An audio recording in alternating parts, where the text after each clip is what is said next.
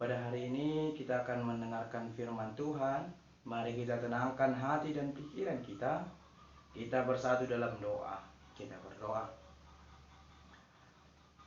Allah Bapa yang bertata di dalam kerajaan surga, terima kasih buat kasih setiamu yang terus mengalir dalam kehidupan kami.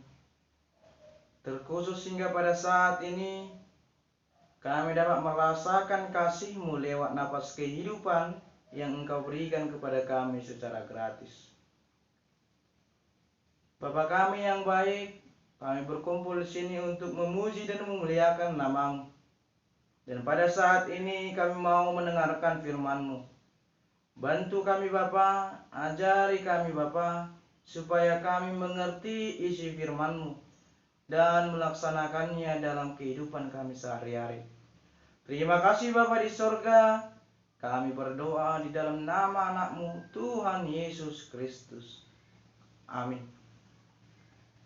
Firman Tuhan yang menjadi bahan renungan atau bahan khotbah bagi kita hari ini tertulis di dalam Kisah Para Rasul 4 ayat 32 sampai 35. Mari kita buka Alkitab kita masing-masing dari Kisah Para Rasul 4 ayat 32 sampai 35. Saya akan bacakannya bagi kita semua. Begini bunyi firman Tuhan. Cara hidup jemaat.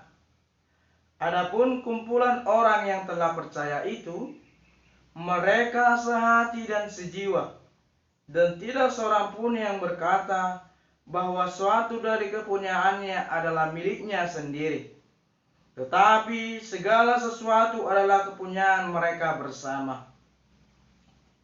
Dan dengan kuasa yang besar, rasul-rasul memberi kesaksian tentang kebangkitan Tuhan Yesus.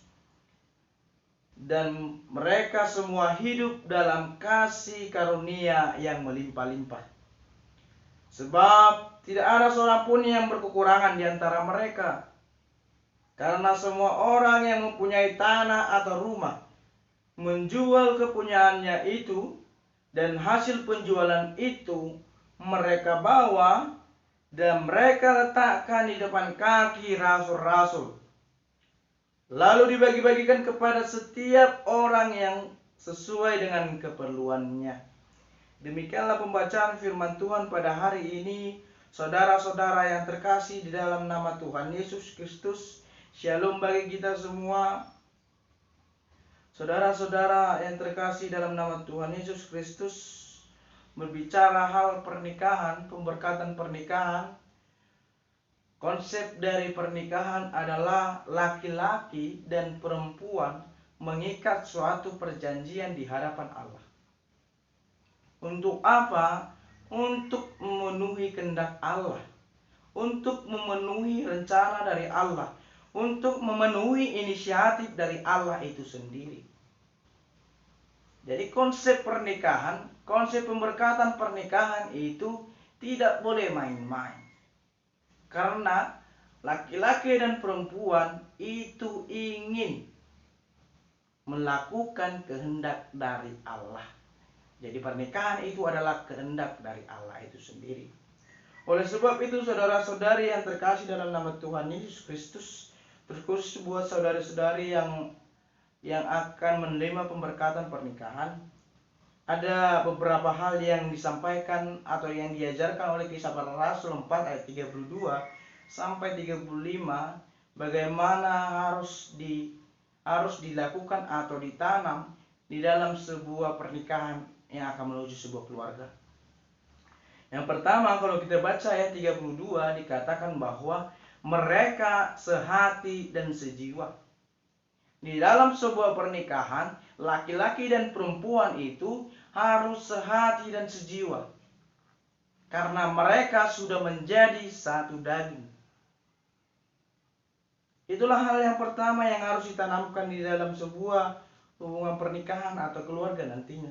Yang kedua adalah dikatakan di ayat 32 juga bahwa kepunyaannya diri sendiri tidak merupakan kepunyaannya, tetapi kepunyaan bersama. Artinya ketika dalam sebuah pernikahan nantinya, sebuah menuju keluarga nantinya, bahwa punya si laki-laki juga punya si perempuan, punya suami juga punya si istri. Uang laki-laki contohnya juga punya uang si suami, si istri. Begitu juga sebaliknya, uang istri juga uang suami. Itulah hal kedua yang harus ditanamkan dalam sebuah pernikahan. Hal yang ketiga adalah berbagi, menunjukkan kasih. Dalam bentuk apa? Berbagi bisa melalui berbagi waktu kepada suami, berbagi waktu kepada istri, berbagi waktu dengan anak. Berbagi kasih sayang kepada suami, berbagi kasih sayang kepada istri, berbagi kasih sayang juga kepada anak. Demikianlah 3 hal ini yang mau disampaikan atau diajarkan kisah para rasul 4 ini kepada kita semua, terkhusus kepada saudara-saudari yang akan menerima pemberkatan pernikahan. Untuk itu saudara-saudari sekalian, marilah kita tanamkan dalam diri kita bahwa aku harus sehati sejiwa dengan pasanganku. Kepunyaanku juga adalah kepunyaan dari pasanganku. Dan aku harus bisa berbagi kepada pasanganku dan keluargaku. Demikianlah firman Tuhan. Hendaknya kita saling menanamkan dalam diri kita masing-masing. Selamat berbagi bagi kita semua. Amin. Tuhan Yesus memberkati.